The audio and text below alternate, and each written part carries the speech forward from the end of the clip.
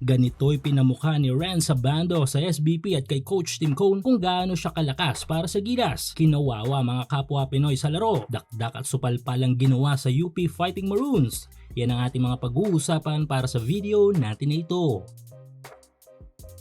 So this month ay tutungo na tayo sa masasabi nating crucial na part ng ating kampanya sa 2001-7 World Cup dahil nga this second round ng World Cup Asian Qualifiers ay masasala na kung sino-sino mga teams ang makakakuha ng slot para sa World Cup. Kaya naman bawat laro dito ay importante at dapat ay mas maraming panalo ang makakuha natin. Pero tila bago ang problemang yan ng SBP at ng Gilas coaching staff na pinapangunahan ni Coach Tim Cone ay may ilang mga internal problems tayong na-encounter. Ito nga yung players availabilities. Maliban sa dalawang importante mga big man natin na di rin daw lalaro this fourth window base sa mga reports online. Kaya naman tila kakapusin tayo sa ilang mga epektibong manlalaro this second round ng World Cup Asian Qualifiers. Kaya naman again and again ay may ilang mga malalaro na minumungkahi ang ilang mga fans ng Gilas online na pwedeng magbigay ng boost sa ating national team. Suportahan ang iyong paboritong kupunan sa NBA, PBA, MPBL, FIBA at iba pang mga basketball league sa Asia. Para malaman ang mga available na promo at offers, gamitin lang ang promo code na PLAYW1X.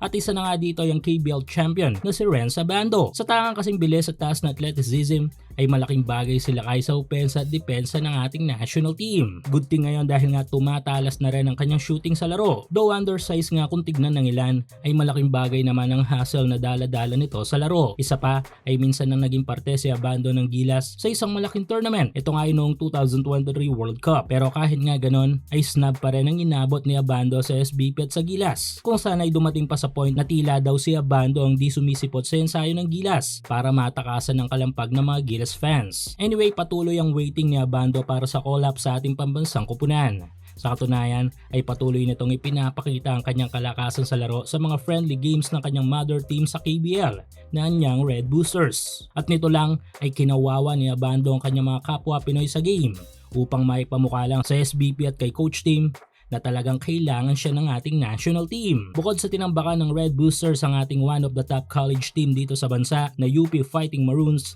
ay supalpal at dakdak ang ginawa ni Lakay sa kanyang mismo mga kababayan. Dahil dito ay muling may mga tanong ang mga Gilas fans, especially dito kay Coach Tim Cone.